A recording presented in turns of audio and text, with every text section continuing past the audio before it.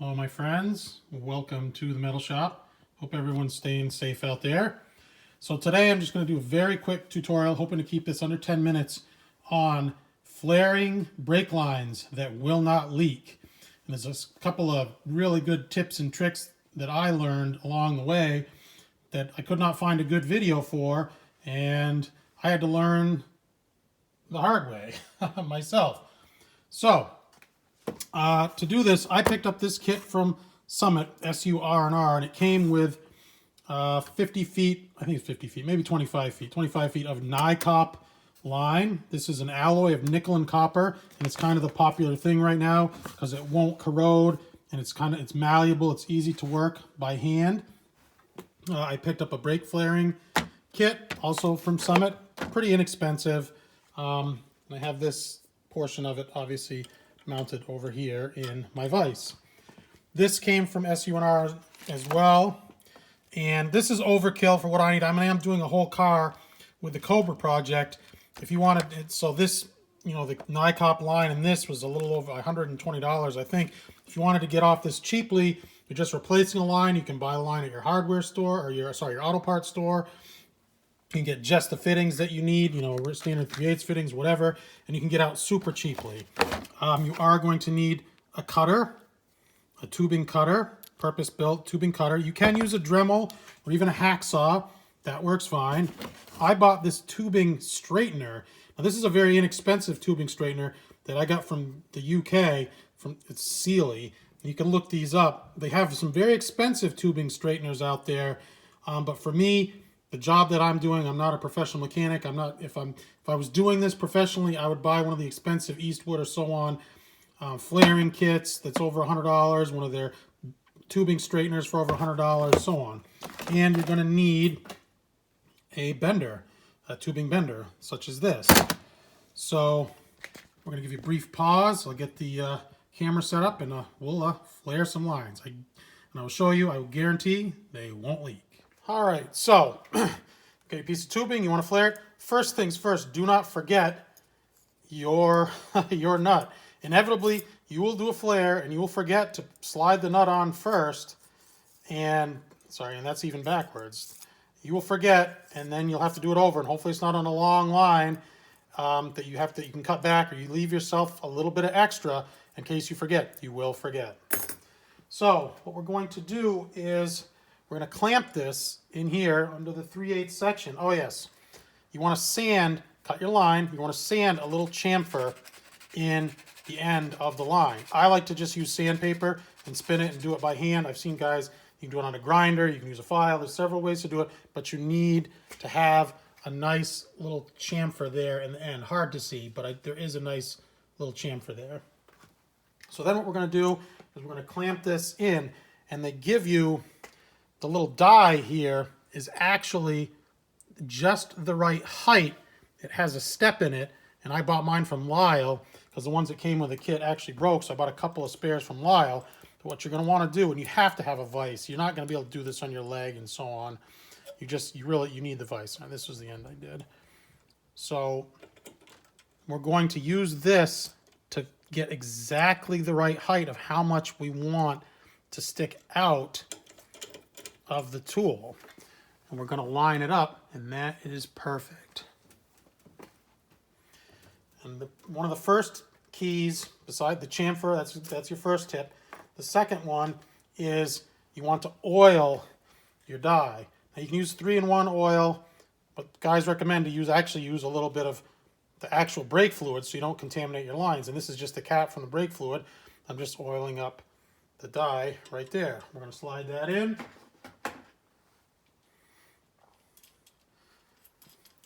We're going to slip this portion over. Not rocket science by any means. And we're going to just gently, I'm going to make sure this is tight. Sorry, we're going to tighten down both of these here. Leave yourself enough room here on the vise so you can tighten down this other clamp. You're just going to tighten this down. You'll feel it bottom out. Don't go crazy. You can keep turning it and you're just going to mess it up there. It's bottomed out. Nothing to it. Okay. tough to see. I'll show you this after. And then what we're going to do is we're going to take even just a little bit more oil, and we're going to get the end of the fitting here. This is brake fluid. Just going to, lube up the end there, and that's the key. I showed you my graveyard over there. There's tons of stuff where I messed up and learned this the hard way. The lube is everything. And again, don't go Hulk on this.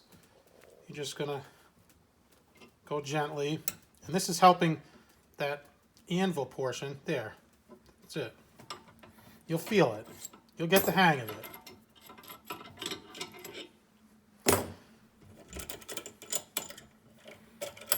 And there. All right, so we have made a really nice flare. And I hope that you can see that. All right, it's so small, it's hard to tell. You're going to have some score marks in the end of this from where it was clamped into the tool. And you can see this better on some of my graveyard pieces. You'll see it's hard to see, there's little lines, there's little striations in there. And what they'll do is they'll prevent the nut from sliding up all the way. So if necessary, you're going to want to just take your sandpaper and you're going to want to sand out those little score marks. There, you can see them really good there. Those score marks, so that the nut will fit on there. Tough to do with one hand, as is everything. And that's what you want. You want it to just slide right on there. See that? Just like that. If it won't, sand those score marks out. You want your nut to seat just like, look at that. Look at that all the way around. And we've done a really nice job with our flare. And the nut seats all the way around like that. And you think, okay, great, we're done. No, we're not done yet. The best tip that I can show you is still on the way. Stand by. Okay, so the last step to getting a non-leaking flare is, okay, we've got our line, we've got the flare, we have our nut on this, and this is just a union, and what I'm doing is this will represent, where you're putting the line on your car to the caliper, to a union, to a junction block, to whatever it is. So we're going to take the flare, we're going to use a little bit more brake line. Again, we're going to lube this up. We're going to make sure this is clean. We're going to wipe this off with a rag and make sure there's no debris and whatever on there. We're going to make this nice and clean. We're going to use the brake line or the brake fluid for a lubricant. And what we're going to do is, and it's with a line wrench, always with a line wrench if you can get one on. What we're going to do is we're going to snug this up.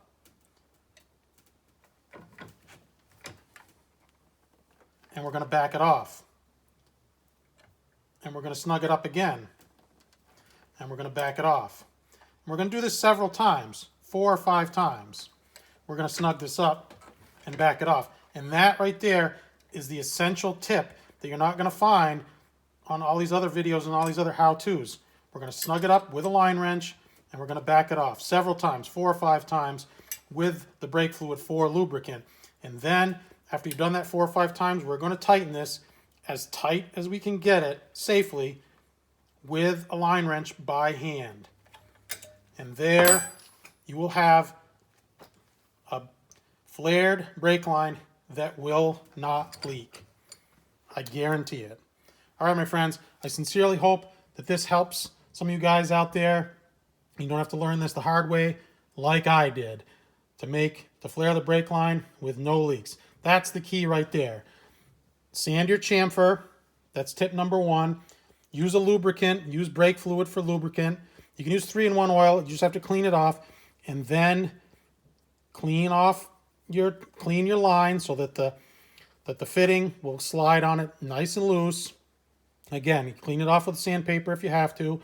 Use your brake fluid again as a lubricant and snug and loosen 4 or 5 times before final tightening, as tight as you can get it with a line wrench.